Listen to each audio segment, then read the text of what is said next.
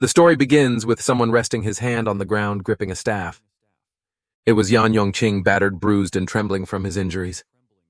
He questioned the unseen presence, demanding to know why this was happening. Raising his head, he spoke with disbelief, recognizing the angel who served the light. Yan Yongqing asked why the angel had sided with the demon king Tagma. The scene shifted to reveal the demon king lounging on his throne with the goddess floating beside him, her wings radiating light and a glowing halo above her head. The goddess calmly explained that humans could never win the war, and siding with demons had simply been the wisest choice. Fury ignited in Yan Yongqing's eyes as he pointed at her, accusing her betrayal of causing their defeat around him. His lifeless party members lay scattered, their bodies broken. The demon king, utterly indifferent, effortlessly lifted Yan Yongqing into the air with just 2 fingers, sneering as he asked what a lone healer could possibly do without touching him. The demon king began crushing Yan Yongqing's body with an unseen force. Blood splattered from the healer's mouth as terror filled his eyes. The demon king clenched his hand, and with that final motion, Yan Yongqing was crushed to death. A black silence fell, but then a system notification appeared. Yan Yongqing's consciousness lingered as he read the words, "You have obtained the Demon Lord system," announcing his transfer to the demon altar. A panel appeared displaying his stats: HP 47, MP 163, Strength 5, Stamina 5, Agility 5, Intelligence 5. A description explained that mana increased with level, and intelligence and higher level skills consumed more mana. Yan Yongqing opened his eyes to find himself in an ancient altar surrounded by 10 ominous coffins.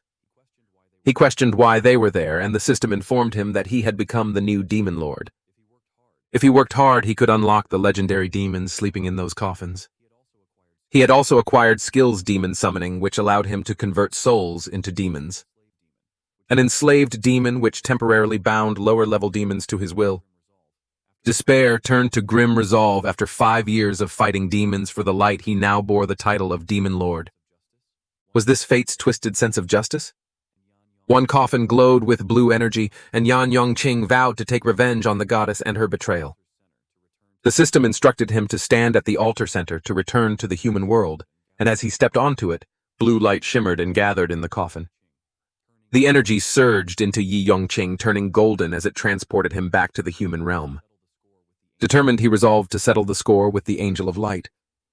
But the scene shifted to a grave where a man named Suing Feng, a level 2 warrior, stood with flowers. He muttered bitterly that Yan Yongqing had been the worst, abandoning his comrades to die. Yet a voice suddenly echoed, "At least build me a gravestone." Ding Fang spun around, stunned to see Yan Yongqing standing there casually commenting on his tombstone. The shock made Ding Fang spit out his lollipop, exclaiming in disbelief. Yan Yongqing, grinning, assured him that he was as real as it got. Ding Fang burst into tears, saying they had mourned him for 5 years. This revelation stunned Yan Yongqing, who couldn't believe half a decade had passed. Moments later, however, he scolded Ding Fang for still being level 2 after 5 years. Furious, Ding Feng snapped, demanding if that was really the most important point. They hopped onto a scooter and drove past a colossal angel statue. Yan Yongqing's eyes narrowing, dismissed the human's belief that the angels had defeated the demons. He revealed the truth of the goddess's betrayal, shaking Ding Feng to his core. Ding Feng suggested celebrating Yan Yongqing's return with food, but the newly resurrected Demon Lord refused. He insisted they head straight to the dungeon. At the dungeon entrance, Yan Yongqing exploded with rage upon learning of the entry fee and the 80% profit cut. A smug, bespectacled man dismissed his complaints, explaining that dungeon fees had been standard for years. Ding Feng dragged Yan Yongqing away, warning him not to pick a fight as the dungeon staff outnumbered them. He explained how humans had forced monsters into dungeons, but as the seals weakened, adventurers constantly fought to keep them contained. Yet after the angels' supposed victory, guilds turned dungeons into profit machines, leaving adventurers like Ding Feng stuck at low levels. Grateful for Ding Feng covering his ticket, Yan Yongqing promised to repay him soon. Inside the dungeon, Yan Yongqing revealed his level had reset to 1 and asked Ding Feng to help him level up. The two ventured in only to be attacked by a giant scorpion. Ding Fang confidently charged the monster, swiftly blocking its attack with his shield and slicing through its body. Yan Yongqing observed that while Ding Feng was a tank, his level advantage made these monsters trivial. He shouted for Ding Feng to pull more enemies and start AoE farming. With Ding Fun's help, Yang Qing quickly reached level 2. The level up granted him a second demon conversion slot and a new skill, Soul Tremor, which paralyzed enemies with fear. Excited, Yang Qing tightened his fist and prepared to show Ding Fun something new. Channeling orange energy, he used his demon conversion skill. The energy swirled around the scorpion's corpse, and from it, a crimson scorpion warrior emerged, now a loyal demon under Yang Qing's command. Ding Fun watched in awe as the majestic level 1 demon warrior rose, marking the first step in Yang Qing's new path as the demon lord. The main character felt a jolt of surprise as the scorpion monster transformed into a humanoid demon. Ding Fun observed the shift, noting it seemed to share the demon's trait of shapeshifting, calling the skill incredibly cool. With determination burning in his eyes, the main character commanded the level 1 demon warriors to clear out the minions before facing the final boss. The warriors dashed into the dungeon's depths, swiftly eliminating the smaller monsters. As a result, both the main character and Ding Fun gained experience. The main character acknowledged the summoned demon's strength, noting they surpassed minions of the same level. Ding Fang, with a smug grin, suggested leaving the demon warriors to grind, while the main character rested, claiming it would be an effortless way to level up. The main character admitted he had thought of that, but dungeon fees and cut percentages made every run a financial loss. Suddenly, the severed head of level 1 demon warrior tumbled toward them. Ding Fun's shock was palpable as he realized the warrior who had easily defeated the minions had been one-shotted. The dying demon head, barely clinging to life, apologized to the main character, explaining they had cleared the last minion but inadvertently alerted the boss, who was far beyond their capabilities. The main character reassured the demon that he hadn't expected it to defeat the boss anyway. The gruesome aftermath painted a brutal picture.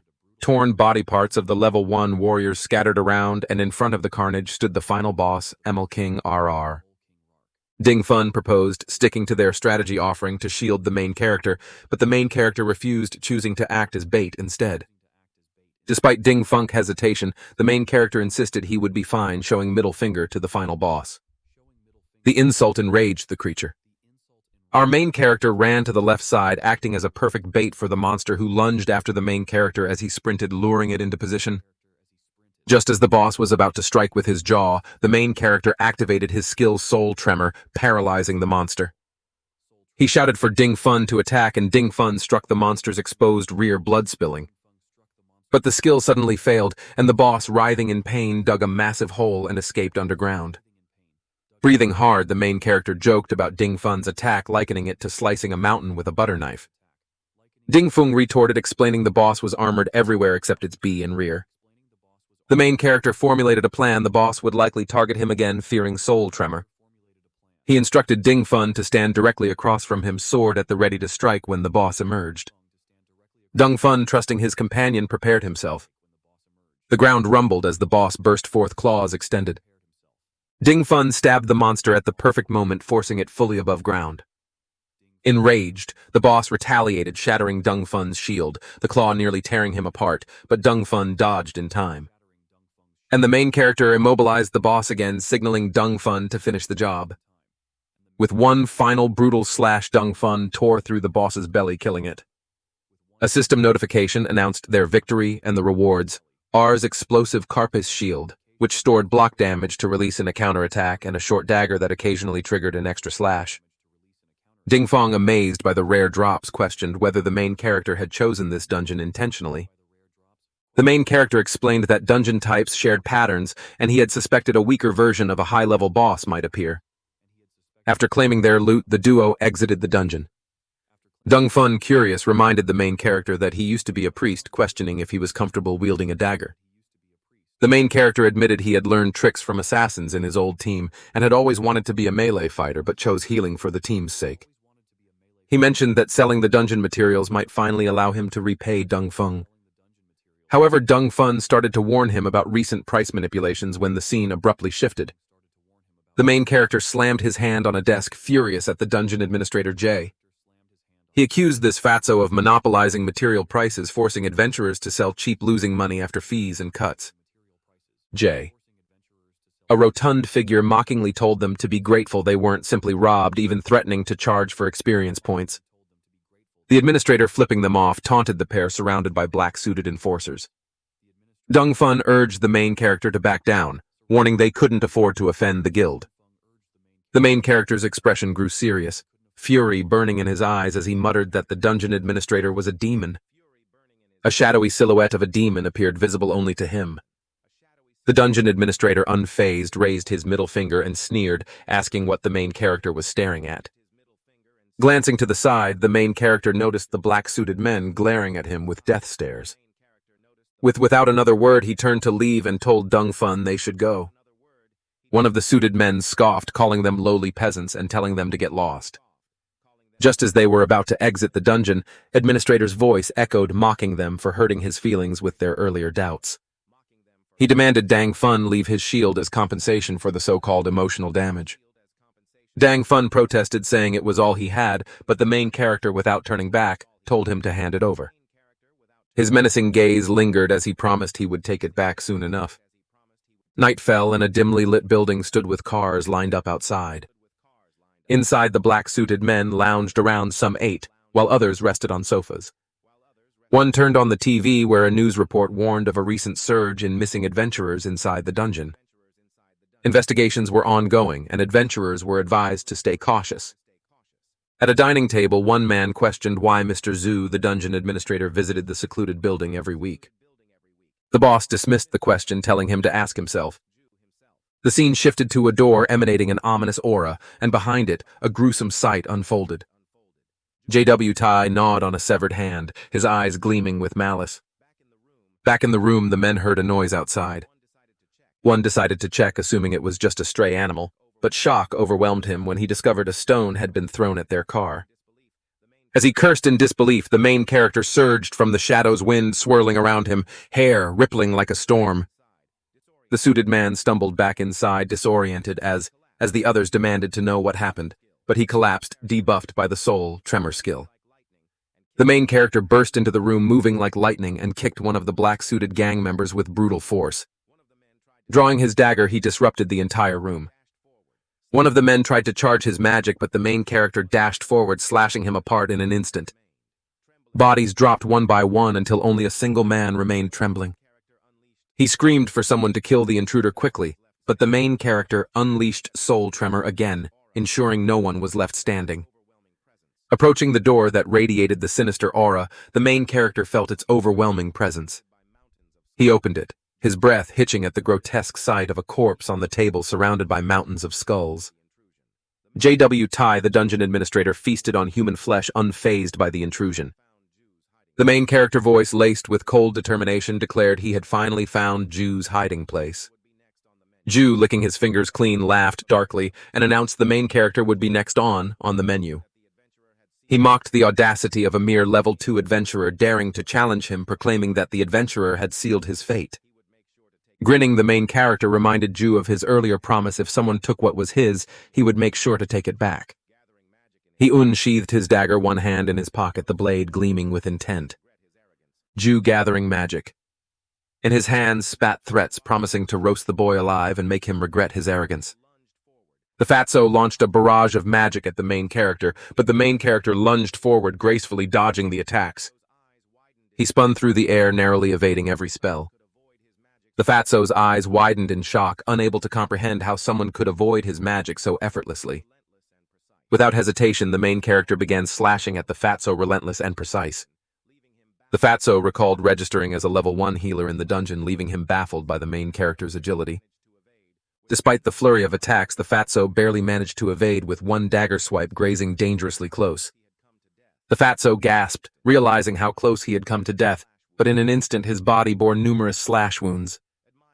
The main character, unfazed, admired the fatso's abilities, fire-based magic and flight, and deemed him worthy of becoming a servant. Frustrated, the fatso roared, demanding the main character stop acting tough. A monstrous red hand burst from the fatso's mouth, triggering an explosion of debris. As the fatso's true form emerged, a level 2 elite demon named Burner Pondi. The main character instinctively backed off. Burner Pondi, now free, mocked the main character, assuming he was just a low-level adventurer. The demon sneered, mentioning he accidentally burned his previous host and lamenting the need to find another. Seizing the distraction, the main character activated his skill Enslave Demon. He realized he had to act fast and began casting the spell. The elite demon, noticing the spell, vanished at lightning speed, zipping around the room with blinding agility. He taunted the main character, boasting that no long-casting spell could hit him. The demon's speed was overwhelming and he managed to strike, but the main character lunged backward, narrowly avoiding the blow. The demon's flame scorched the floor, burning through it instantly. The main character noted the disadvantage of fighting in such a cramped space and decided to change the battlefield. He escaped to the rooftop, leaping toward the forest. The demon chased him, flames blazing, claiming that hellfire would reduce anything to ashes. The pursuit through the forest was fierce, with the demon hunting at an incredible pace. The main character hid in the shadows, waiting for an opportunity to strike. The demon searched, taunting the main character for hiding like a rat, but the main character lurked above, dagger ready. Just as the demon sensed danger and turned, the main character struck, barely missing his target, but managing to cut the demon's leg. Enraged, the demon retaliated with hellfire, but the main character dodged and grabbed the demon's tail to evade. The chase intensified, flames engulfing the forest as the demon fired relentlessly. The main character reached a dead-end mountain. The demon, confident in victory, charged an inferno cannon, obliterating the mountain. Gloating, the demon assumed the main character had been reduced to ashes. Yet at that moment, a claw emerged from the ground, pinning the demon in place. It was the dungeon boss, now the main character's servant. The demon, confused, realized the main character had anticipated the attack and baited him into a trap. Furious, the demon attempted to break free, charging a spell, but chains wrapped around his neck. The main character, wielding enslaved demon, walked toward him, commanding the demon to cease all movements. The demon succumbed to the spell, hypnotized. The main character ordered his servant, Rar the Scorpion King, to release the demon, now under the main character's control. Burner Pondy obediently handed over all valuable items, revealing the fortune amassed from monopolizing low-level dungeons. Just then, the enslaved demon chains shattered. Burner Pondy broke free and lunged at the main character, aiming to kill, but the main character prepared, struck with his dagger, severing the demon's head in one fatal blow. A system notification appeared announcing the elite demon elimination and the main character's level up to level 3. The new skill, Lord Privilege, allowed him to share experience points with his demon servants and better utilize their skills. The main character, now stronger, forced the fallen demon to swear loyalty. The elite demon revived as a servant, filling the second of 3 slots in the main character's roster. With a cold stare, the main character ordered his new servant to lead him to more dungeons, determined to shatter the rogue guild's monopoly. The scene shifts to a building, focusing on a particular flat. A delivery boy knocks on the apartment door, announcing the delivery. The apartment belongs to Ding Fun. Confused, Ding Fun mutters that he hasn't ordered anything recently, but accepts the package anyway. He places it on his desk, opens it, and gasps. The package is heavy, filled with gold bars and a shield. A piece of paper inside carries a message from the main character. The shield has been retrieved for you. Don't use all the gold for charity, keep some for yourself.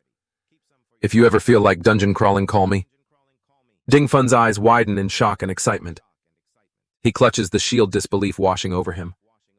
He marvels at the sheer size of the gold bars, his voice echoing through the apartment as he shouts, "Awesome, I am rich!" Outside, the delivery boy smirks, a level 3 demon servant of the main character. The demon reports the successful delivery, and the main character communicating remotely while riding. The Scorpion King. Roar asks if it was the right address. Meanwhile, the demon walks down the stairs, explaining that shutting down one of the temples weakens the Light Angel's power. The main character facing the temple acknowledges the strategy and instructs Ro to enter stealth mode. The scene shifts to a destroyed building, the aftermath of a brutal battle. People gather, sifting through debris. Yong, the Scorpion Guild's treasury head, demands to know his brother's whereabouts. A black-suited man reports that everything was burned to ash, the result of an unfamiliar time attribute, fire magic.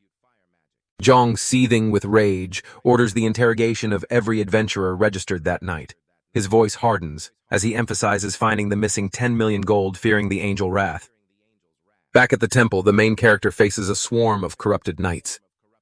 He offers them a final chance to surrender, respecting their past allegiance to the Light faction, but when they refuse, he swiftly cuts down the nearest knight. More knights attack, and the main character activates his soul, tremor skill, immobilizing and eliminating them with ruthless efficiency. As more knights close in, their shields disrupt his spell. Undeterred, the main character uses one knight's head as a springboard, launching himself into to strike them down. The corrupted knights, bewildered by his strength, refused to retreat, fearing the Overseer's wrath. The level 3 elite corrupted light knight Overseer appears indiscriminately, attacking, even killing his own soldiers in a colossal blast.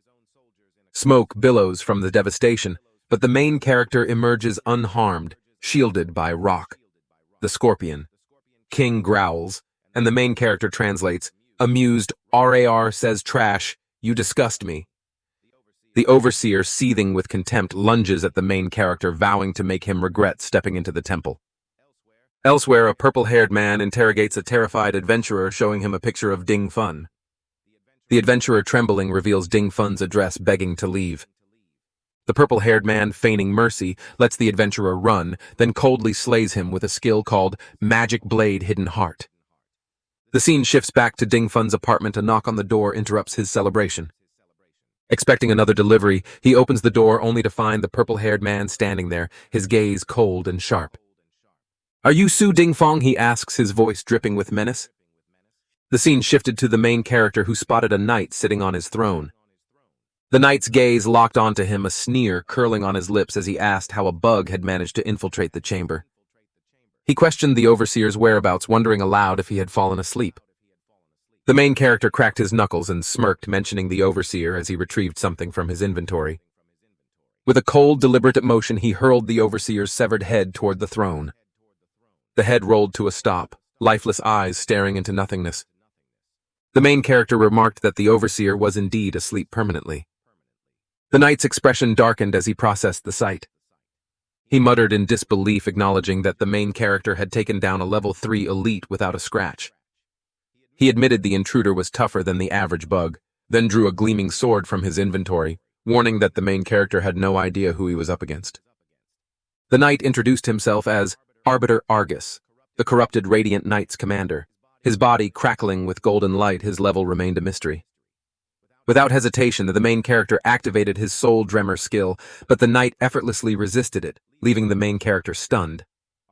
Argus lunged forward, launching a barrage of powerful strikes.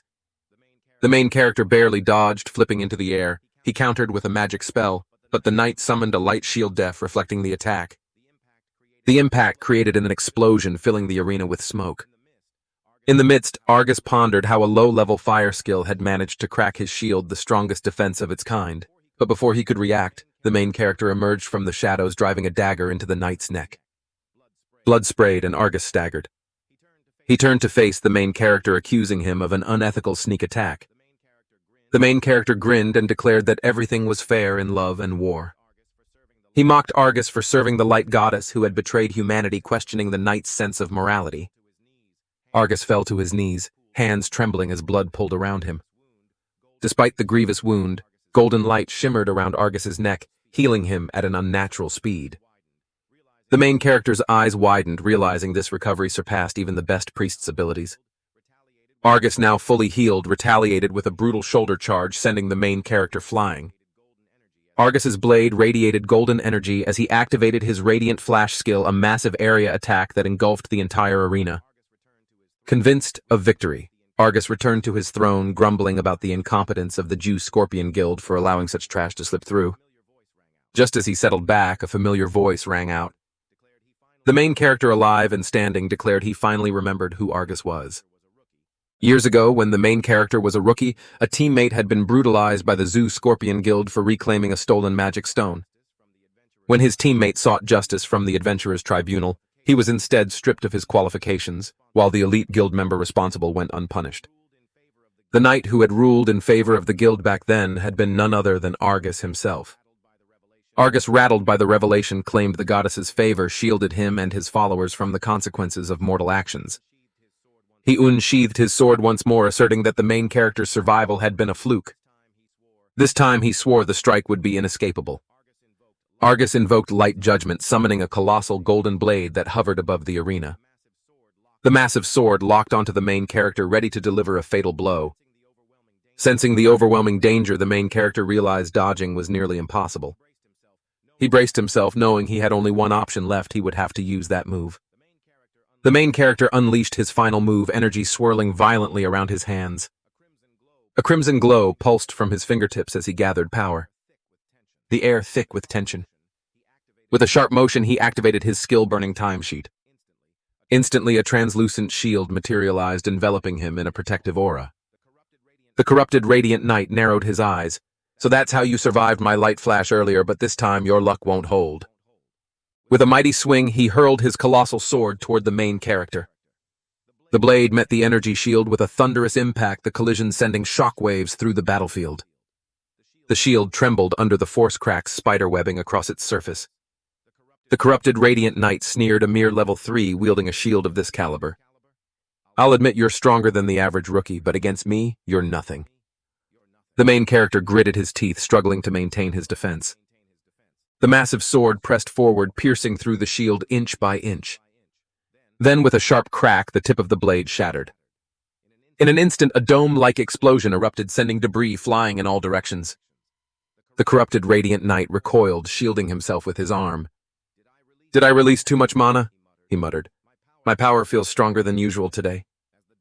As the dust settled, the main character emerged unscathed and unwavering. The corrupted Radiant Knight's expression darkened. He survived again. Impossible, I didn't hold back. The main character studied his own handiwork, transforming Pondi's burning time flame skill into a shield. It seems to retain its unique effect, as long as my opponent's level doesn't completely suppress mine. The burn time effect applies to their attacks as well. A swirl of black-red energy coiled around his palm. He raised his hand, his voice steady. "Now it's my turn to strike." Activating Lord's Privilege. Soul exploding inferno. He gathered an immense surge of power, his aura flickering like an untamed wildfire. With a swift motion, he hurled the attack toward the corrupted Radiant Knight. The knight braced himself, raising his sword to block. The moment their powers collided, an earth-shaking impact sent tremors through the arena. He clenched his jaw. What terrifying strength, I can't hold on much longer. The battlefield lay in ruin, a thick cloud of smoke and debris filling the air. As it cleared, the corrupted Radiant Knight stood, albeit shaken. "Impressive to think you could fight me to this extent. You're leagues above the adventurers I've crushed before." With a dismissive chuckle, he let go of his sword. "No matter, I can heal in no time." Yet as golden light shimmered around his severed left hand, his expression shifted to one of horror. Instead of healing, the same black-red energy that the main character wielded engulfed his wound. "What is this?" he gasped. "Does your attack have some kind of special effect?" The energy spread rapidly, consuming him from within. His legs buckled and he fell to one knee. The main character stepped forward, cold determination in his gaze. "That's the second time you've knelt before me. Tell me, isn't it unbecoming of a so-called Radiant Knight to have such soft knees?" The knight trembled. "Spare me, I'll do anything you ask." The main character's expression remained impassive. "Oh, did I forget to finish my story?" The corrupted Radiant Knight hesitated. "What story?" "My teammate, the one who lost his adventurer qualification, struggled to find work. The Jew family's influence made it impossible for him to survive. People mocked him, whispered behind his back. They called him a fool for going against them. And when we finally reached him, we were too late. He had taken his own life." Silence stretched between them, the weight of the words pressing down like an unrelenting force. The main character tightened his grip on the fallen knight's sword. "So, tell me, do you really think I would let you off the hook?" The corrupted Radiant Knight, still trembling, pleaded, "I'll follow you. I'll tell you everything I know." The main character's gaze darkened, all right. For a fleeting moment, hope flashed in the knight's eyes. Internally, he plotted, "Good Hunes, let his guard down. I still have some mana left, now's my chance." His thoughts were cut short, a single swift stroke, a flash of steel. His head flew through the air. The main character exhaled slowly. "If you want to follow me, you'll have to do it after you're dead." A system notification flickered before him. New skills acquired. Twin summon, instantly. Summon a servant to your side, or reverse, summon yourself to their location. 25 mana demon form, temporarily enhances attack defense and speed, while increasing resistance to fear and weak control effects. 100 mana, plus 5 mana per second. He clicked on the notification. A thought crossing his mind. Speaking of my servant, wasn't Pondi grinding for experience in another dungeon? Why didn't I receive any extra XP? I should have reached level 5 before facing the boss. That fight would have been much easier. His voice carried through the void. "Pondi, are you slacking off? Where's the XP I assigned you to grind?" The response came almost immediately. Amile, there's been a slight complication. The scene shifted. Ding Fun, battered and bleeding, lay against a shattered wall. Before him stood a purple-haired man, Netao. His presence radiated menace, his eyes locked onto the level 3 demon Pondi. "Who the hell are you?" Nahu sneered. "Why are you interfering?" Pondi says, while a red energy gathering around his hand. "I don't care if you slaughtered everyone in this city, but the man behind me, Ding Fun, belongs to my lei and you are not allowed to touch him." Ding Fun, struggling to stay conscious, stared at Pondi in disbelief. Did he just say, "Lei, did our main character send him?" Looks like he's gained another lackey. With a cough, he warned, "Hey, watch out, this guy is strong." The scene shifted again 1 hour earlier. Ding Fun had barely stepped out of his apartment when a hand shot toward his face, sending him flying. He crashed through his own window, spiraling toward the streets below. Ding Fun was hurled out of his apartment window by the purple-haired man. As he crashed onto the ground, blood trickled from his mouth. One strike, just one, and a tank adventurer like him had lost consciousness. When he came to, he found himself in an abandoned suburban parking lot. Before he could fully process his surroundings, a battle had already begun. Demon Pondi stood against the purple-haired man. In an instant, the purple-haired man disappeared from his spot and reappeared right next to him, delivering a devastating blow. As Pondi reeled from the impact, he couldn't help but compare his opponent's speed even faster than his league. With another brutal strike, the purple-haired man sent Pondi crashing into the wall. At that precise moment, he activated his skill wand magic tower game. A sharp white energy blade materialized at the impact point, waiting to impale its target. Midair, Pondi sensed the lethal energy forming on the wall. With swift reflexes, he halted himself just inches away from it, narrowly avoiding impalement. The purple-haired man, watching intently, realized what had happened. He dodged it. Could he actually see my invisible blade, he thought? Pondi couldn't see the blade, but he could feel the faint magical fluctuation. Judging by the sudden spell cast in that direction, he knew it wasn't meaningless. Staying cautious was key. He had been tricked before in one of his leg's battles. Before he could react further, the purple-haired man's fist was inches from his face. That was just a feint, he declared, but at the last second, Pondi evaded the punch, smashed through the wall, leaving a gaping hole. But the purple-haired man wasn't done. He followed up with a powerful kick, sending Pondi tumbling across the parking lot. Pondi barely had time to think. The enemy was attacking too fast. There was no time to cast a counterspell. His league had instructed him not to use his demon form outside dungeons, but the situation was dire. The purple-haired man struck again, this time with his invisible blade. The cut was deep. Pondi collapsed into a pool of his own blood, coughing. He thought, "Damn it, I risked my life, but I couldn't even protect the Lee's friend." The purple-haired man loomed over him. "I don't know how you dodged my move, but my invisible blade isn't just stationary, you know." Just then, a system notification appeared before Pondi. "Your Lee has shared a skill with you, Twin Summon. Use it now to reverse summon the League." The purple-haired man sneered, "Die now," but before the fatal strike could land, Pondi activated Reverse Summon Demon Lord. Black-red energy enveloped his body as he thought, "Lee, I'm sorry for failing your expectations." In an instant, he vanished. The purple-haired man's eyes widened. Where did he go? His confusion deepened when he turned and saw the main character carrying the wounded Pondi in his arms. A bead of sweat rolled down his face. "You must be joking. Even my eyes, trained for speed, couldn't keep up." The main character glanced at Ding Fun. "Gez, you're a tank. How'd you let yourself get beaten this badly?" Ding Fun coughed. "At least I'm alive thanks to your subordinate." From the back, the purple-haired man recognized him. "HEK, the guy, isn't he, the second target?" His eyes narrowed. "You actually came here on your own. That's like walking into your own grave." Before he could continue, the main character raised a finger. "It's not your turn to talk yet." The purple-haired man clenched his teeth. "You bastard." Ignoring him, the main character turned to Pondi. "Take Ding Fang away. I'll heal you both later." Understanding the command, Pondi bowed his head. "Understood, my liege." With that, he and Ding Fun vanished from the battlefield. The purple-haired man immediately sprang forward, lunging at the main character. Such arrogance.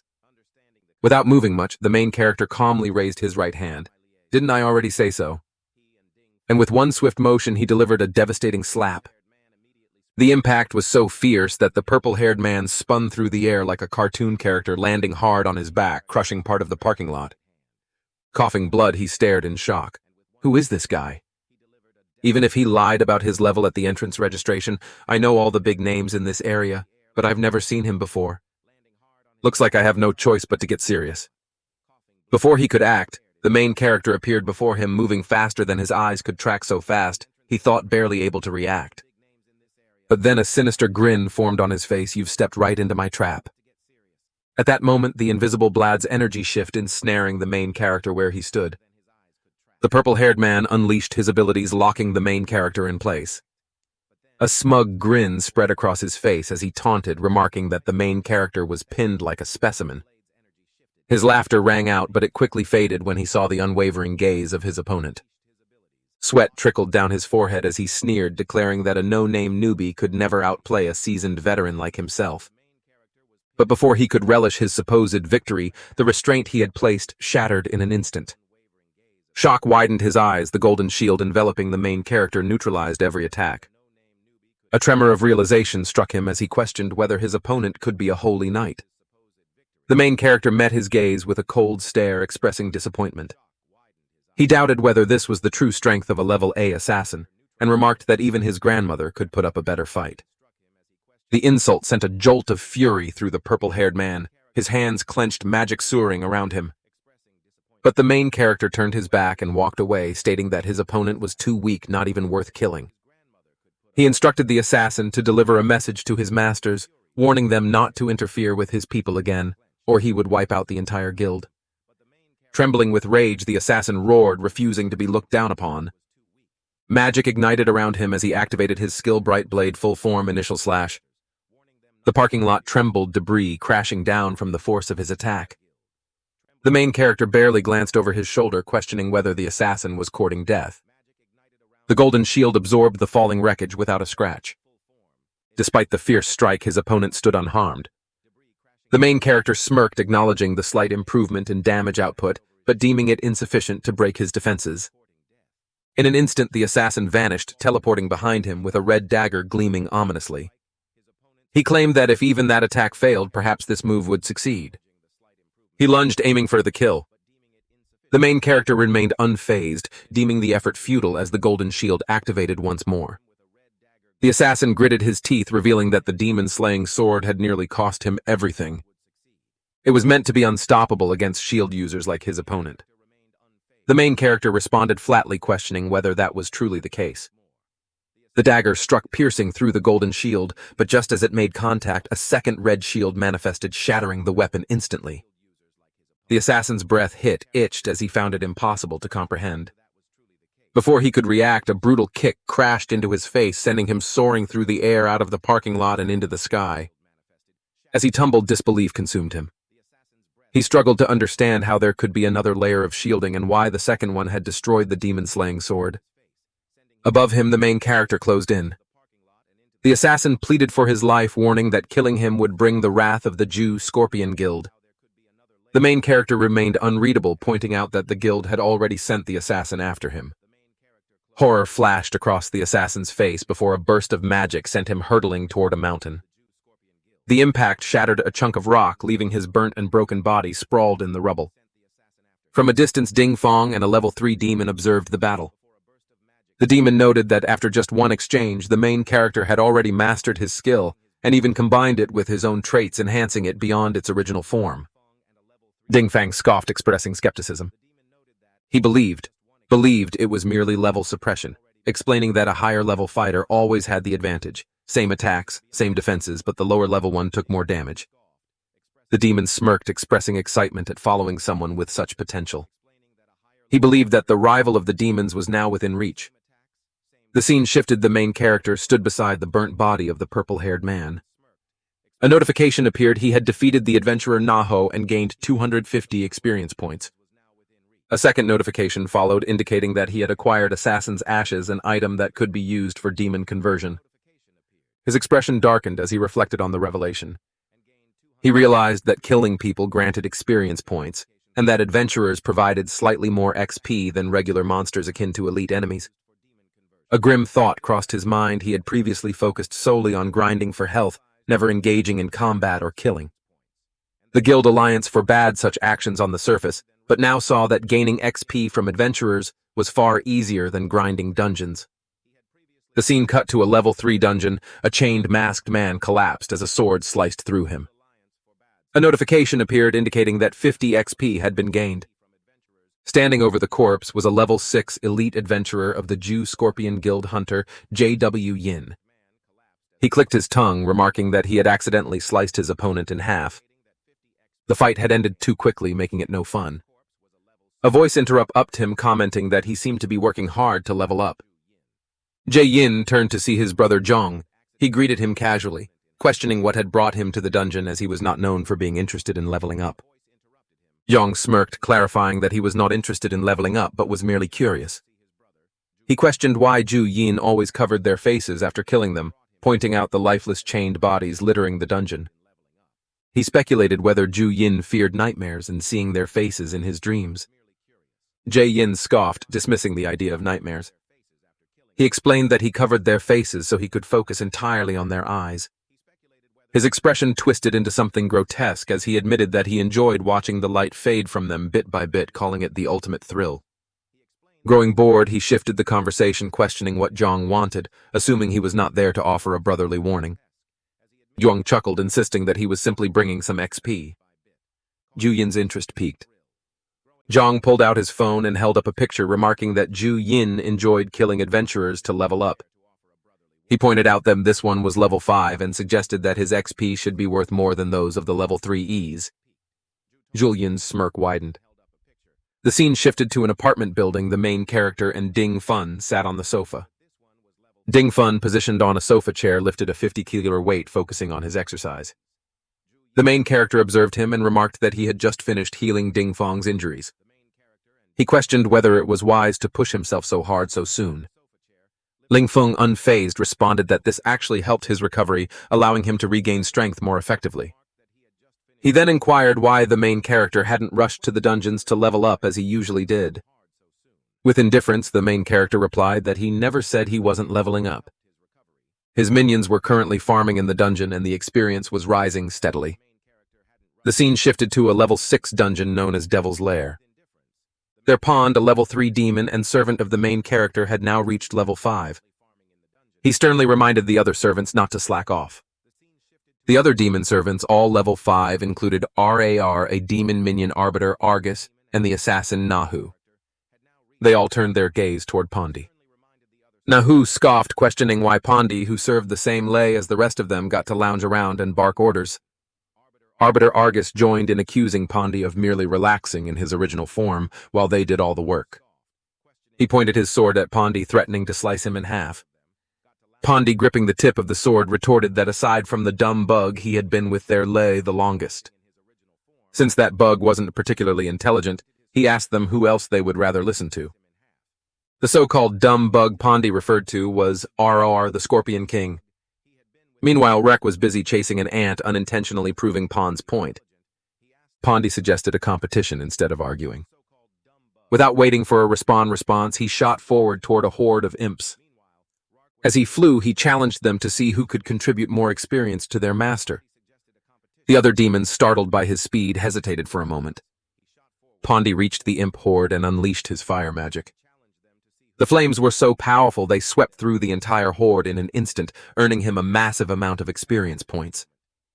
The aftermath of his attack left nothing but scorched skeletons, their remains slowly withering away. Just then an imp lunged at him from behind. However, Pondi, marveling at the power granted by their lay, didn't notice immediately.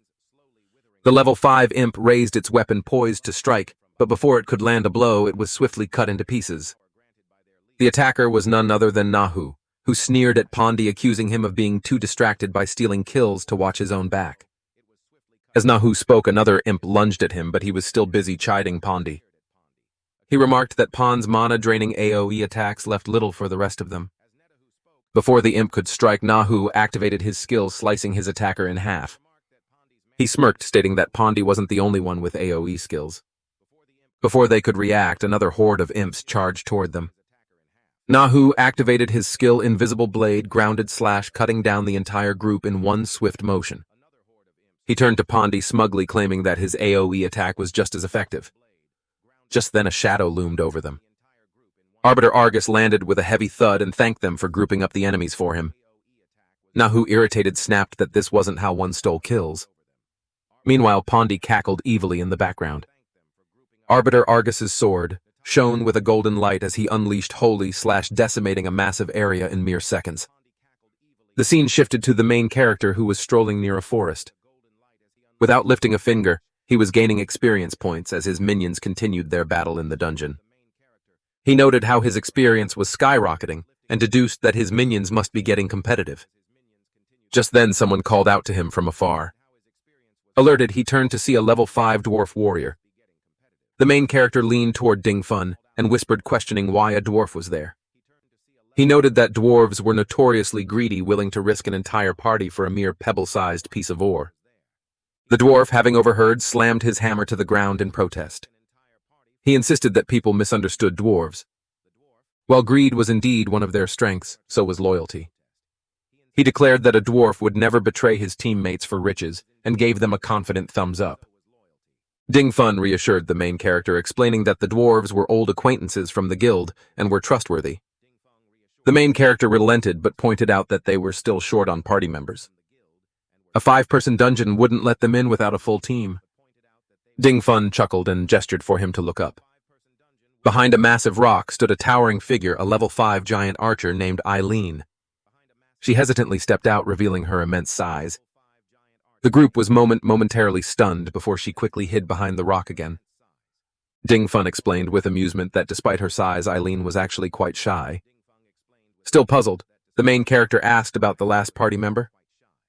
At that moment, a voice echoed, apologizing for being late due to traffic. The main character turned to see the final member, Ju Ying, a level 4 adventurer hunter.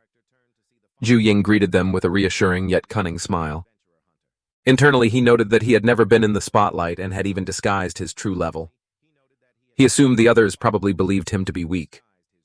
Ding Fun placed a hand on Ju Ying's shoulder, explaining that he was a former guild member recommended by their ex-leader. He had a rough past and had begged to be taken in. Zhao Ying expressed gratitude. Ding Fong continued, warning the others not to be deceived by Ju Ying's low level. He was a strong control-type support, invaluable in dungeons. The main character studied Zhao Ying, sensing that something was off.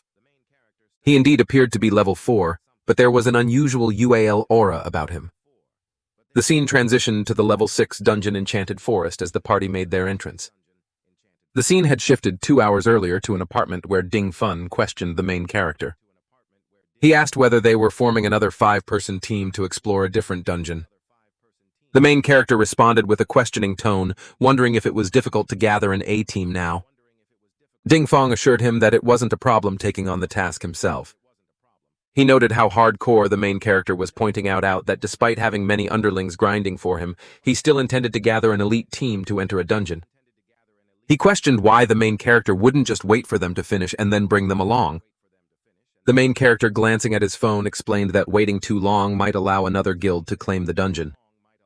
He also mentioned that the dungeon boss could potentially counter him, making quick action necessary. Hearing this, Ding Fun lunged from his seat, heading for the door. He told the main character to send him the dungeon coordinates and swiftly left to gather the team. The scene shifted back to the present, where the team was traveling through an eerie dark forest shrouded in purple mist. Ju Yin, trembling, voiced his unease, asking Ding Fun if the dungeon felt strange to him. Ding Fun, irritated, retorted that every dungeon was eerie at first, but became normal with experience. Elaine, the giant archer, handed Ju Yin a lollipop, calling it magical. She mentioned that she ate them when she felt nervous. Ju Yin, staring at the candy in his hand, joked that it could kill someone if thrown. However, his light-hearted moment was interrupted as the main character suddenly realized something. He turned to Ding Fun and asked where Dove was. The scene shifted to the dwarf warrior Dove, who stood astonished before shimmering blue crystals, their glow reflecting in his widened eyes. He marveled at the sheer quantity of magic ore and excitedly declared his impending fortune. Without hesitation, he began mining, and upon noticing even more deposits deeper in the cave, he ventured further, hoping to find rare minerals. Dove's eyes sparkled when he discovered a golden crystal emitting a radiant glow. Just as he lunged forward to mine it, the crystal vanished and golden light engulfed him. Back with the party, Ding Fun expressed frustration at their prolonged walk and questioned whether Dove had truly come this way. The main character affirmed that this was the most likely place since dwarves were naturally drawn to mines. Suddenly the dungeon trembled and a deafening noise echoed from afar. A shadowed figure sprinted toward them. Dingfun pointed and identified it as Dove. As Dove ran, he shouted for everyone to flee. Behind him, stone golems pursued relentlessly. Dingfun smugly mocked Dove for being scared of a few golems while retrieving his sword. But then a darker presence loomed, a second silhouette emerged, a level 7 rare boss weeping wrath. The party's eyes widened as the towering statue of a horned woman with glowing green eyes and a body drenched in oozing lick would pursue Dove. Jae-yin, watching from the side, internally cursed their bad luck, lamenting how the dwarf had led an even bigger threat straight to them. Without hesitation, he turned and ran, deciding that surviving was better than gaining experience points. The dungeon entrance came into view, its exit bathed in a bright green light. The entire party sprinted toward it, chased by the monstrous statue. Ding-fun, pushing himself to his limits, noticed the statue, gathering energy in its mouth before releasing a torrent of corrosive green liquid above them. Unexpectedly, the main character came to a halt. Ding-fun, baffled, demanded to know what he was doing. The main character, calmly assessing the situation, noted that the attack covered too large an area to evade. He activated his light shield and ordered everyone to gather around him. A protective barrier formed just as the acidic liquid collided with it. The shield held, though the ground outside it melted instantly. However, the shield began to waver. The main character realized that his 5th level light shield couldn't fully block a level 7 boss's corrosive skill. His flame shield wouldn't work for the entire party either. If they remained, they would all be doomed. Gathering red-black energy in his palm, he activated a skill twin summon Swift Summon. The eerie energy condensed before them, stunning everyone as it materialized into a level 5 demon rock. Dove, in utter disbelief, questioned how an adventurer could summon a demon, something even top-level fighters struggled to achieve. But there was no time for shock. The main character ordered Rock to dig a tunnel for their escape. The demon swiftly burrowed a passage large enough for the party to crawl through. The giant archer, Elaine, led the way. Ding-fun hesitated, asking what the main character intended to do. The main character reassured him with a simple hand gesture and told them to go. As the 3 party members, Elaine, Dove, and Ding-fun, disappeared into the tunnel, Elaine voiced her concern about whether the main character would make it. Ding-fun grimly stated that he wouldn't be able to escape once the shield dropped, as the corrosive liquid would flood the tunnel. Dove, unwilling to leave their leader behind, called it dishonorable to abandon him. Ding-fing, however, casually waved it off, saying that the main character had something planned. From a cliff above, Ju-yin observed the chaos and felt relieved that he had run first. If he had stayed, he would have been among those about to be wiped out. The scene returned to the main character, now face to face with the towering statue, the Weep Wrath. She sneered as the shield finally dissipated, releasing the corrosive liquid. Yet to its surprise, the main character remained unscathed. Ju-yin, still observing from afar, was shocked. A level 7 rare boss should have had a massive skill advantage over a level 5 adventurer. How had he broken the boss's attack? The answer became clear: the main character had leveled up. Red energy swirled around him as a system notification appeared: Flame Shield upgraded to Flame Armor. The new armor absorbed more damage, consumed more mana, and would persist until manually deactivated or the mana depleted. The battle had just begun. From a distance, Ju-yin observed the scene in shock, questioning how the main character had leveled up. Frustration overtook him as he clutched his head, muttering to himself, struggling to comprehend the situation. The main character hadn't fought any monsters, so how had he gained experience? The confusion gnawed at him. The scene shifted to 5 minutes earlier, revealing a level 5 demon named Pondi. He stood alongside the main character's servants in a level 6 dungeon hunting imp. Addressing his companions, he noted that they had already cleared most of the dungeon. Surely their league, the main character, should have leveled up by now. Arbiter Argus, a demon, turned to Pondi and remarked that the pesky bug had seemingly been summoned just now by their league. Pondi, deep in thought, acknowledged the statement, realizing that things weren't easy on their league's side. He felt an intense urge to join the battle and attempted to sense the lay, hoping to be summoned. The focus returned to the main character, who was locked in a tense moment. A massive statue of a giant woman boss loomed over him, its colossal leg descending in a devastating strike. Just like solo leveling episode 1, he reacted instantly, dodging the blow by a hair's breadth. As he ran, he drew his sword from his inventory, analyzing the situation. He knew that large creatures moved slowly, and that attacking their lower body was the most effective strategy. Without hesitation, he slashed at the giant statue's leg. The impact destabilized the massive entity, causing it to crash to the ground. Seizing the moment, the main character twirled his sword, golden light, illuminating the blade. With a decisive leap, he aimed to deliver a finishing strike. However, before he could land his attack, the statue's massive hand grabbed him mid-air, squeezing tightly. The giant woman's statue examined her closed fist. But within moments, a radiant golden light erupted from within her. Stone fingers crumbled into debris as the main character emerged unharmed. With precision, he landed on the statue's forehead and activated his skill, Holy Light Slash. The devastating attack pierced straight through, unleashing a shockwave that obliterated the surrounding area. Debris scattered as the party members looked on in awe. A dwarf warrior, dumbfounded, voiced his disbelief that a level 6 adventurer had just soloed a level 7 rare boss. Behind him, Ding Fun, unimpressed, dismissed the reaction, calling it basic gameplay for their main character. But the battle wasn't over. The main character sensed something was off. Despite nearly depleting his mana, the fight had felt unusually easy. The difficulty of a rare boss 1 level higher shouldn't have been this manageable. Suddenly, he noticed corrosive liquid converging towards the remnants of the statue. The green substance gathered around the broken stones, pooling together before rising into the air. Alarmed, the main character activated his skill flame armor as the flames enveloped him. A system warning flashed before his eyes: low mana. Before he could react further, the corrosive green liquid erupted, sending a violent shockwave across the battlefield. Forced to retreat, he gritted his teeth, realizing that his dwindling mana would only allow flame armor to hold for a short time. Silence fell, a thick green fog spread across the battlefield. Elsewhere, the dwarf warrior questioned why the poisonous mist was so dense. Ding Fun speculated that the toxic liquid had evaporated upon contact with the flames. Sweat trickled down his face as he voiced his concern. This boss had a second phase. The combat environment had become even more treacherous. The fog was not only corrosive but also obstructed vision. He wondered why their main character hadn't summoned his minions for assistance. Meanwhile, the main character remained engulfed in the green haze. He reasoned that his minions were rapidly grinding experience and would soon reach level 7. He just had to hold out a little longer. Scanning his surrounding ings, he tensed, trying to locate his unseen enemy. Sensing a disturbance, he slashed his sword, releasing a fireball into the mist. The explosion sent debris flying, but just as he prepared to follow up, a hand emerged from behind him. He barely had time to react. Realization struck. Was it a diversion? Before he could process, the monstrous woman, now in her second phase, lunged. However, his flame armor shielded him from the impact. Observing her attack pattern, he concluded that the boss had figured out his armor's mechanics. She was forcing close combat to drain his defenses faster, but she had made one critical mistake, underestimating him.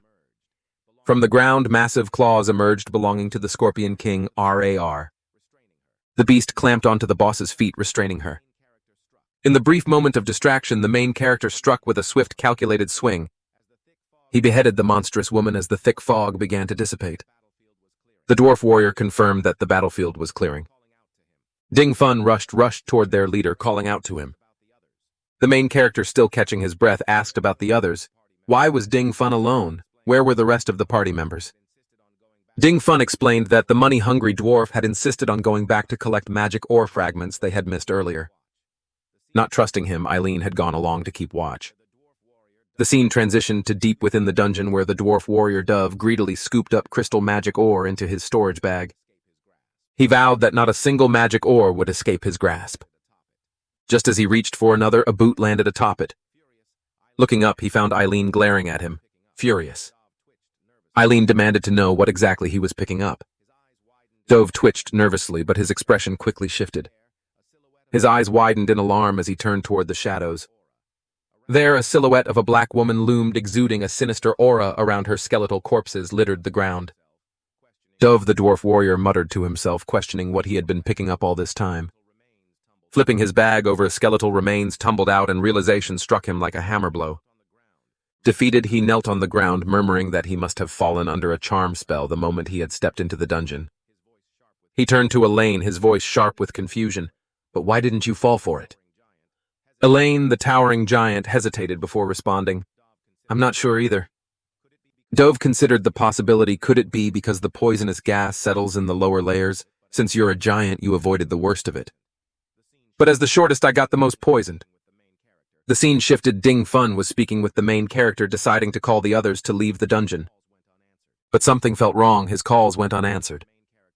As he reached out to place a hand on the main character's shoulder, a sharp gleam sliced through the air. In an instant, Ding Fun's hand was severed, his palm sent flying. Blood spurted from the wound as pain twisted his expression. Shock paralyzed him. His gaze darted around, struggling to process what had just happened. The main character lay unconscious, far from where he had just stood. Bewilderment turned to dread. "What is going on here?" he thought. "He was just in front of me. Who cut my arm?" But there was no time for answers. A flash of steel and Ding Fun's throat was slashed. He collapsed lifeless. The dungeon boss loomed over the fallen main character, eyes glinting with intrigue. "Unusual," she murmured. "HEK, carrying a demonic aura. I must study his body and cover the secrets hidden within." She lunged, aiming to strike, but a hammer whirled through the air toward her. Sensing the attack, she raised a hand and caught it effortlessly, her expression unreadable. Taking a step back, she studied the weapon as it returned to its owner. Dove, the dwarf warrior. His gaze swept over the battlefield. Ding Fun lay motionless, the main character unconscious. His fists clenched tightly around his hammer. They must have been poisoned, fighting illusionary enemies until their bodies gave out, he thought. Regret burned within him. He had arrived too late. The dungeon boss narrowed her eyes. "Why is this dwarf here? Shouldn't he still be hallucinating and gathering magic ores? And where's the tall female giant?" Her thoughts were interrupted by an arrow slicing through the air. She barely dodged the projectile, embedding into the wall behind her, shattering stone on impact. That must be the female giant hunter, she realized. Big, but knows how to hide. Before she could react further, Dove charged from behind, hammer raised. She turned just in time, catching the weapon with her bare hand. "2 levels below me," she sneered. "Did you really think such an attack could harm me?" A smirk played on her lips. "Since you've come so close, I'll make things easier." A blast of energy erupted from her palm, sending Dove hurtling backward. But another arrow came soaring toward her. She scoffed, "Trying to ambush me. Do you think I can't dodge again?" Yet as she prepared to evade, a crushing grip clamped onto her leg. Dove, bruised but unyielding, held fast. A flicker of disbelief crossed her face. "Why is this dwarf still alive? Did I not deal enough damage?" Through gritted teeth, Dove rasped, "Don't even think about escaping." The arrow was inches from her head. She realized this time she couldn't dodge. The projectile struck smoke billowing from the impact. Damn, her guad is big. But as the haze cleared, the boss remained standing unscathed. In her grip was the arrow, its tip melted. She had used her skill, rapid corrosion, instantly dissolving the deadly point before it could reach her. Hidden in the bushes, Elaine watched, disbelief washing over her. No way. No damage at all. Dove, still gripping the boss's leg, shouted in frustration. His voice trembled with astonishment. The boss gazed down at him, smirking. "Did you really think 2 low-level adventurers could harm me?" she taunted. With a flick of her wrist, she activated another corrosive skill, aiming directly at Dove. But before the attack could land, Elaine's voice rang out from the bushes, shouting Du's name. The boss's ears perked. She smirked. She had found the giant archer's position. A poisonous beam shot forth, striking Ina head-on and sending her crashing backward. The boss turned back toward the main character. Finally, she could examine the mystery behind his demonic aura. Then shock, the bodies of Ding Fun and the main character were gone. Her gaze snapped to the ground where a trail of blood led into the distant forest. The scene shifted again. Ding Fun, despite his grievous wounds, carried the unconscious main character, his breaths ragged. "You have to hold on," he murmured. "You can't die here." If you enjoyed this video, don't forget to hit the like button, share it with your friends, and subscribe for more awesome content.